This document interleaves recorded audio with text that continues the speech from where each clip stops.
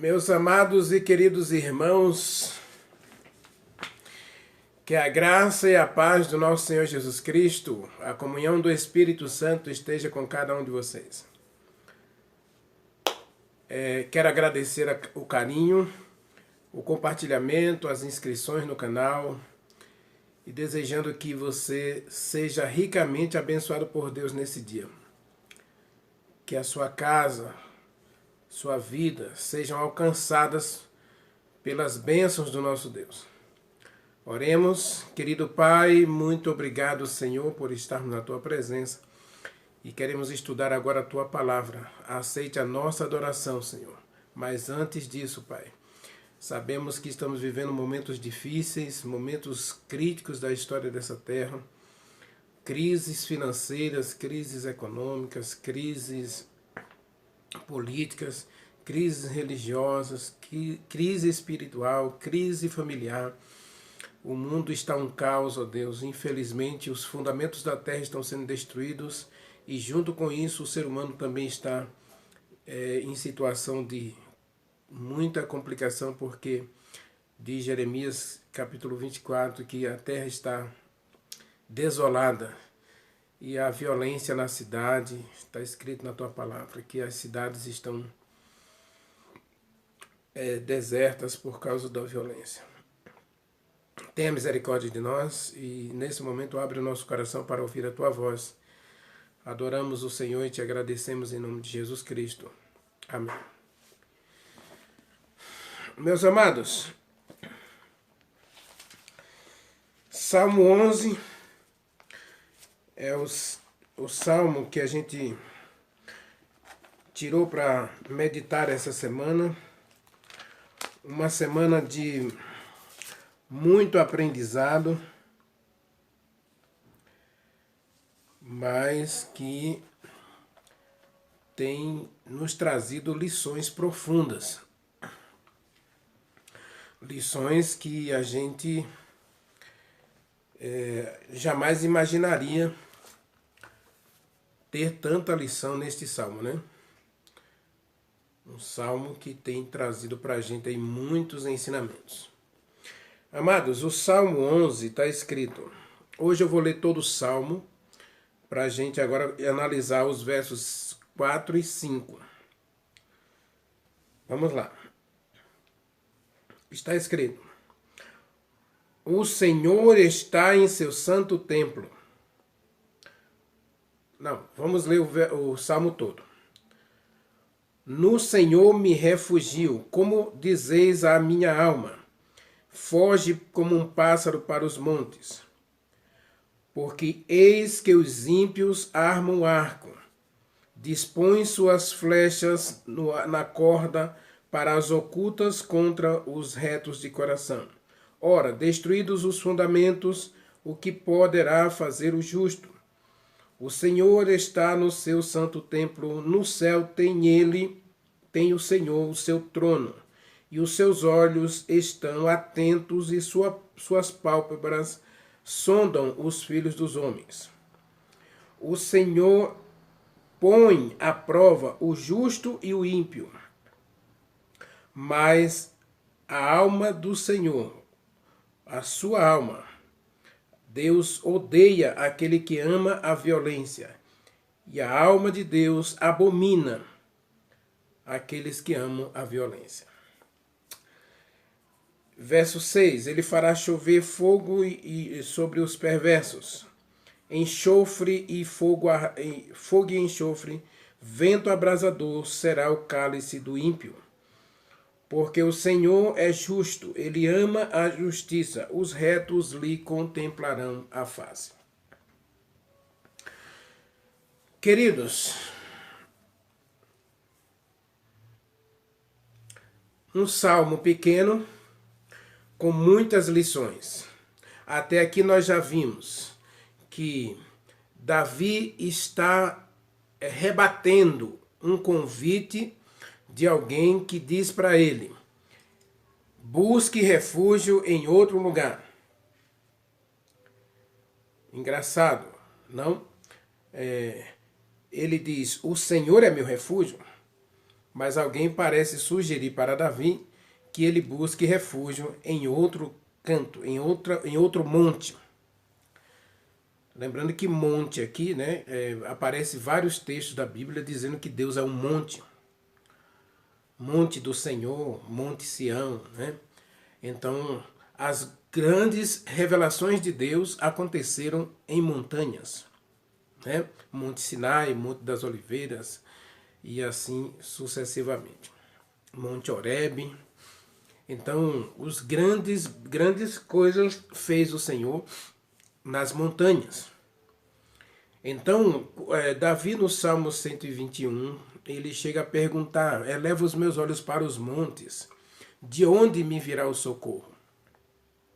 Mas alguém aqui está sugerindo que Davi busque socorro em outro monte e não no Senhor, quando ele disse: o Senhor é o meu refúgio.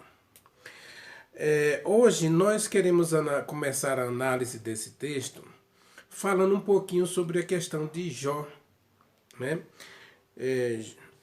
Jó, num dos seus capítulos aí, ele chega a dizer, né, que ainda que Deus me mate,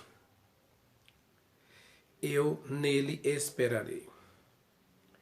A esposa de Jó, no momento mais crítico da sua prova, depois que ele perdeu os filhos, depois que ele perdeu os bens, depois que ele estava já doente, a esposa chegou para ele: Jó, você ainda mantém sua confiança em Deus?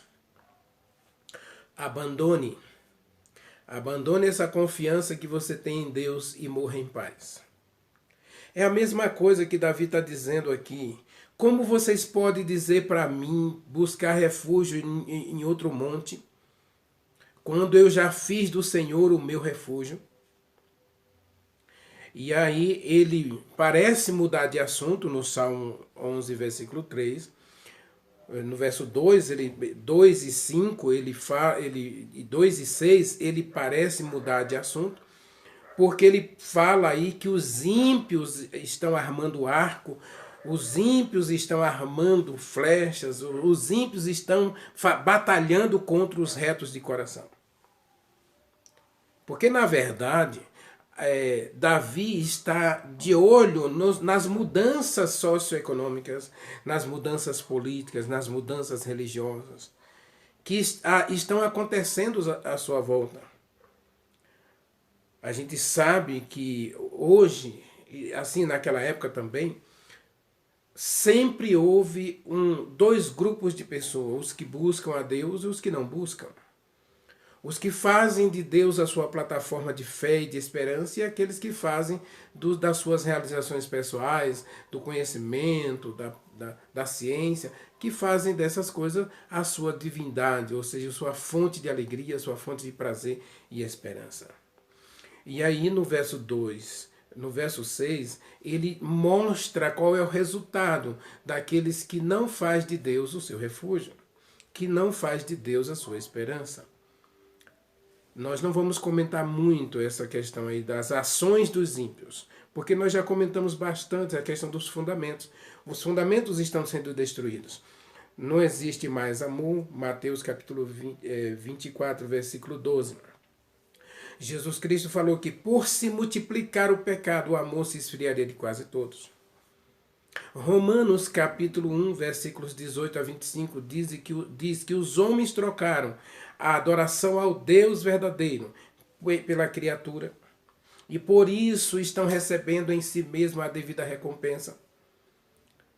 Porque o homem trocou o uso natural, ou seja, trocou as regras de Deus, os mandamentos de Deus, pelos mandamentos humanos.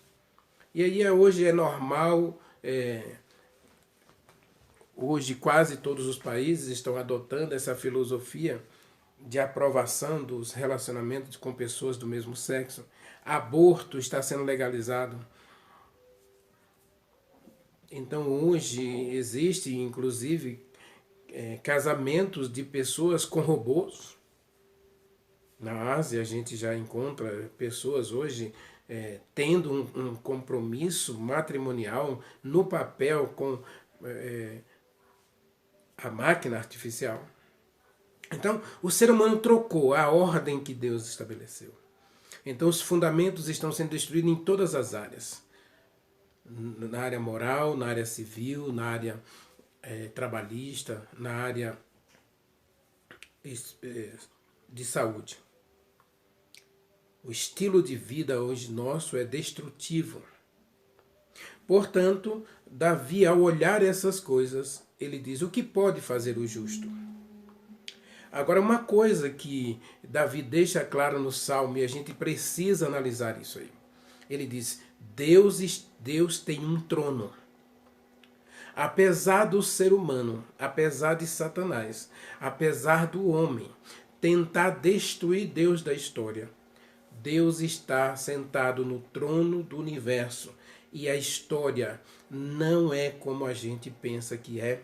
E a história não termina do jeito que a gente pensa que vai terminar.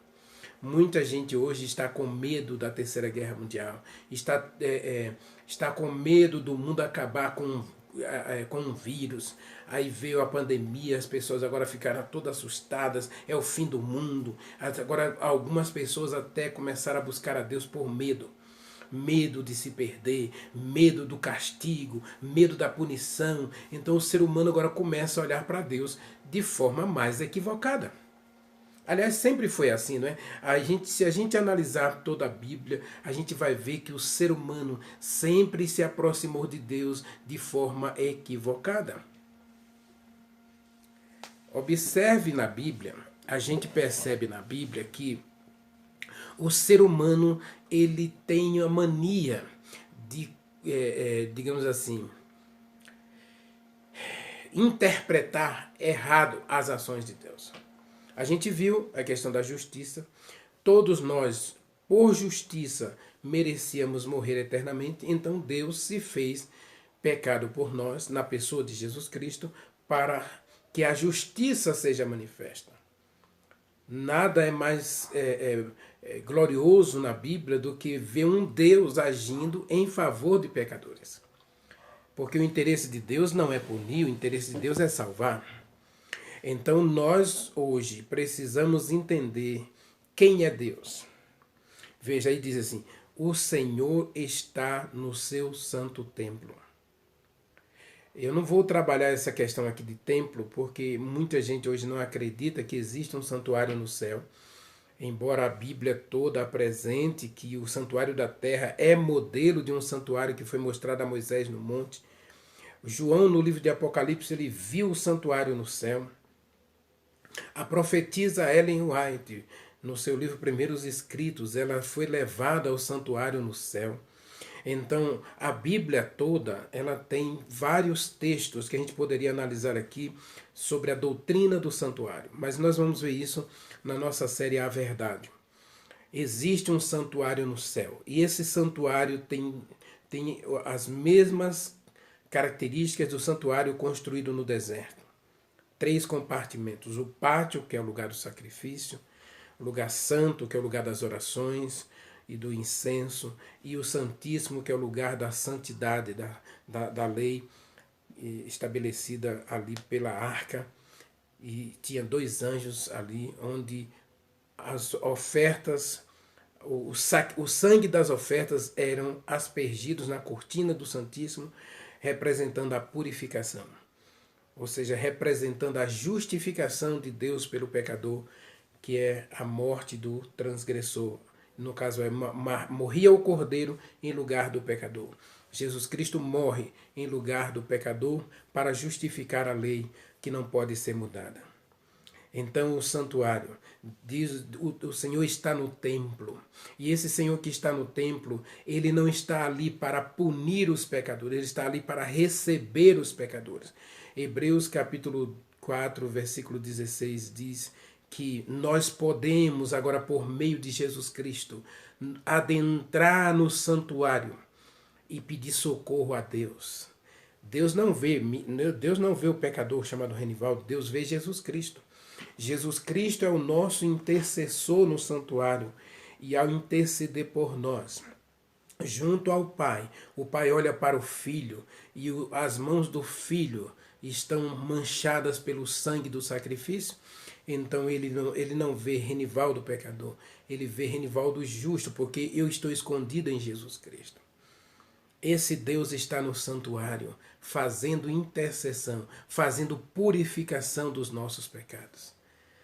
Se você ler Êxodo capítulo 25, você vai entender justamente essa questão. Meus amados, o livro de Números também, não é? O livro de Levítico capítulo 16, a partir do verso 25 até o verso 35, você vai perceber que Deus está no santuário para abraçar a gente. Deus está no santuário para amar a gente, para cuidar da gente, para nos proteger e, acima de tudo, para nos salvar. Nunca foi interesse de Deus punir o ser humano. Se Deus quisesse punir o ser humano, ele nem teria criado o ser humano, porque ele sabia que a gente ia errar. Quando Adão e Eva pecaram, Deus chegou no Éden e a primeira coisa que Deus disse para eles é: onde vocês estão? Eu sei o que vocês fizeram. Eu vim aqui para vocês confessarem, para que a gente possa fazer um processo de reconciliação. 2 Coríntios capítulo 5, verso 15 até o verso 21. Deus estava em Jesus Cristo reconciliando consigo o mundo. Está escrito na Bíblia. Então a gente precisa parar de ver um Deus carrasco, um Deus maldoso, um Deus vingativo. O Salmo 11 aponta que apesar do ser humano fazer de tudo para fugir de Deus, para destruir a imagem de Deus em seu caráter, em sua vida, Deus está interessado em mim e você. Observe o Salmo 11, versículo 4. Ele sonda os filhos dos homens. Ele olha para mim e para você. Ele sabe as suas lágrimas. Ele sabe a sua dor. Ele sabe as suas derrotas. Ele sabe porque você está passando por esse momento de tristeza e fracasso. Deus sabe tudo. Você e eu não precisamos fugir, nem fingir que Deus está distante, que Ele não se interessa, que Ele não se preocupa, como o Salmo 10 começa. Não. Ele sonda. Diz o Salmo 139, tu me sondas e me conheces. Tu sabes quando eu me deito e quando me levanto. Tu sabes quando eu entro e quando eu saio. Deus sabe tudo a seu respeito. Deus é seu amigo, diz o Salmo 26, versículo 14. Que a intimidade do Senhor é para aqueles que o amam, para aqueles que o temem. E o temor do Senhor, já expliquei para você, não é ter medo de Deus, é ter sentimento de respeito, de carinho. O temor do Senhor é uma coisa que deve levar você a assim, conhecer a Deus, ter obediência. Temer significa você aceitar o senhorio de Deus na sua vida. Apocalipse capítulo 14, versículo 7. Temei a Deus e dá-lhe glória. Temer a Deus é glorificar as ações de Deus na sua vida. Ele conhece você. Diz o Salmo 11, versículo 4, que Deus conhece a gente, que Ele sonda a gente. E diz Coríntios capítulo 3 que o Espírito Santo sonda a gente. Que ele vê o inescrutável, o inexplicável. O Espírito Santo, ele vê as profundezas dos nossos sentimentos. Ele sabe que você está tentando ser feliz. Agora, sabe, o Salmo 14 tem uma frase, a gente vai estudar um pouquinho essa frase, mas a gente pode adiantar aqui. Diz que Deus olha do céu para ver os filhos dos homens, e o interesse de Deus é um só. É para ver se você olha para Ele. O Salmo 11, Davi pergunta: como eu posso olhar para os montes se eu já tenho um refúgio? Se eu já tenho como olhar para eu já tenho para quem eu olhar? Versículo 4 diz que Deus sonda você. Ele conhece você. Ele sabe as suas dores. Ele sabe as suas lágrimas. Ele sabe as suas derrotas. Ele sabe a sua felicidade. Ele sabe as suas alegrias. Ele sabe tudo. E tudo que Deus quer é fazer parte da sua história. Fazer parte dessa alegria. Fazer parte dos seus sonhos. Mas Renivaldo, verso 5, diz que Ele prova a gente. Verdade. Meus amados, eu tenho que ser um pouco taxativo com vocês. Eu comecei a mensagem de hoje falando sobre Jó. Deus é amor. Nós já vimos aí num dos fundamentos, Deus é amor. E por que, se Deus é amor, se Deus é justo, se Deus é verdade, se Deus é justiça, por que que tantas coisas ruins acontecem comigo? Meus amados, pense comigo, analise comigo friamente. Eu quero que você pare para analisar friamente comigo. Nessa busca de felicidade que eu e você insistentemente lutamos diariamente. Se você conseguisse tudo o que você quer, se você alcançasse todo o sucesso que você planejou, todos os sonhos que você sonhou, que tudo na sua vida desse certo, seja sincero com você mesmo e pergunte-se a si mesmo agora: você precisaria de Deus? Você buscaria a Deus? Você deixaria Deus conhecer você, fazer parte da sua história, fazer parte da sua vida? No livro de Deuteronômio, se eu não estou enganado, capítulo 5 capítulo 6, Deus disse de Israel: eu deixei vocês passarem fome. Eu deixei vocês passarem por dificuldade, ter sede no deserto, ter calor, ter sofrimento, ter provas, com dois objetivos. Primeiro, mostrar para vocês que eu sou Deus. E sendo Deus, eu sei o que é melhor para vocês. E segundo, vocês aprenderem a depender de mim. Nem só de pão viverá o homem, mas de toda a palavra que sai da boca de Deus. Então o objetivo da prova que Deus dá para a gente tem esses dois objetivos. Nos levar a conhecer Deus. E deixar Deus fazer parte da nossa vida. Isso é dependência. Isso é você saber que você e eu somos limitados. Nós somos pecadores. E como pecadores, muitas vezes nós erramos. Nós falhamos. E nós, como eu disse nessa semana, uma das coisas que eu e você jamais devemos esquecer é que nós somos egoístas. Lembre-se que a palavra Deus, observe Deus, você tira o S e tira o D, tira a consoante e tira as duas consoantes, o que é que sobra? Eu. E Jesus Cristo disse que só reconheceria como filho de Deus, como servo dele, como discípulo dele, aquele que abandonasse o eu. Esse nosso eu é egoísta, arrogante, orgulhoso, intransigente, insensível, indiferente. E é assim que nós somos. Agora imagine se eu e você não tivesse... Agora imagine se eu e você não tivesse nenhum problema nesse mundo. Ah, Deus é justo. Para ele ser justo, ele teria que não permitir que nenhum justo sofra. Então Deus, ele mostra a sua justiça dizendo que o sofrimento é para todos. O sol aquece todos, a chuva cai sobre todos, as colheitas são fartas para todos. Se uma pessoa que não teme a Deus planta uma roça, ela aduba bem a sua roça, ela planeja bem a sua roça, ela vai produzir seus frutos, a sua empresa vai prosperar, o seu comércio vai progredir. Então Deus, ele diz assim: o Senhor prova o justo e o ímpio. Então não há distinção.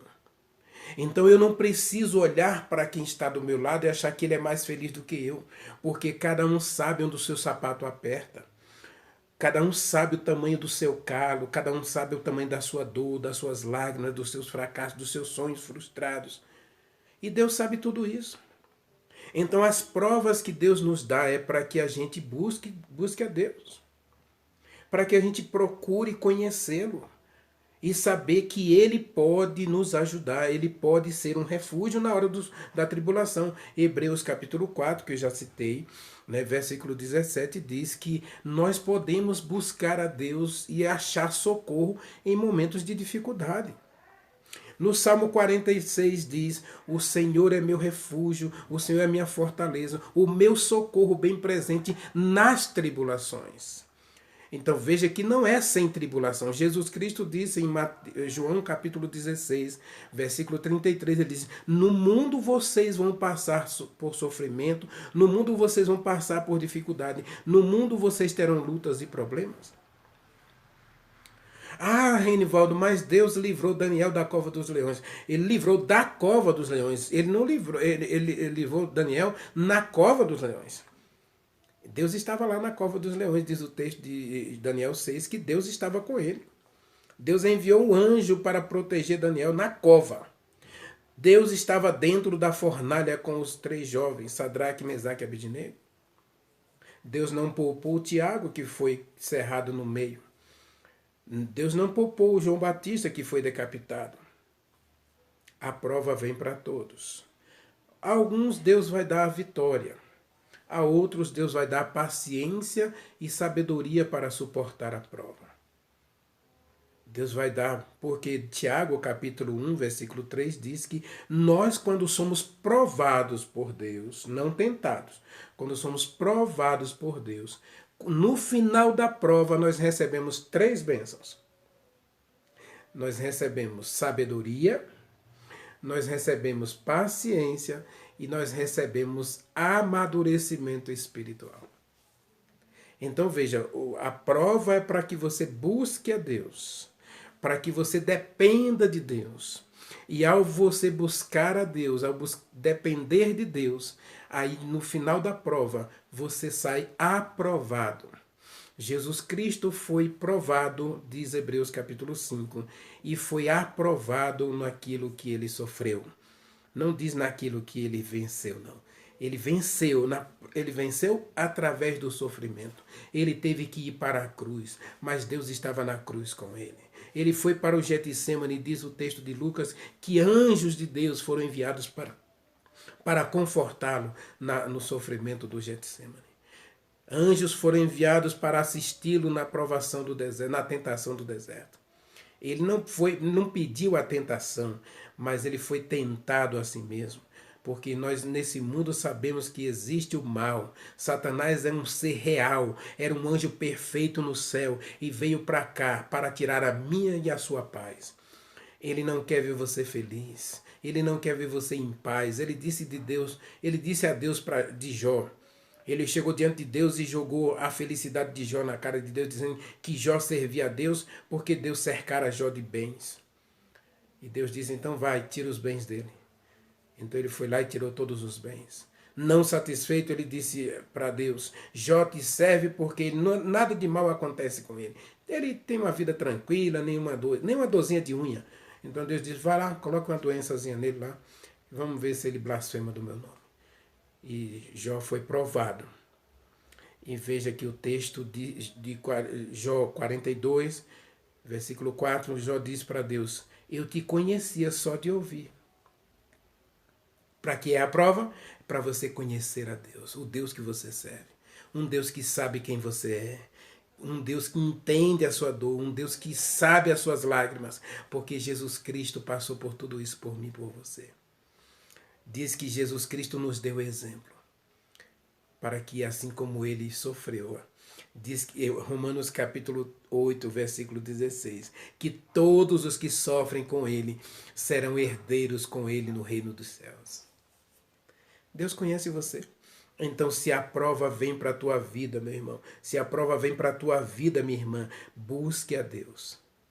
Não fuja de Deus. O que é triste e é lamentável é dizer que nós fugimos de Deus exatamente quando mais precisamos dele.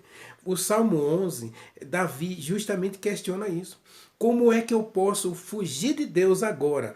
Veja que no Salmo 10, versículo 1, ele fala que está em dor. E a gente viu aí essa questão dos conflitos que ele teve com os filhos, o pecado, as rebeliões que ele teve que enfrentar. Então ele vinha de momentos difíceis, de perseguição, de realmente ver frustrado todos os seus objetivos e planos e seu próprio governo ser ameaçado de destruição, a sua família e a sua própria vida estava sob ameaça, e ele olha para e alguém chega para ele: busque refúgio em outro monte.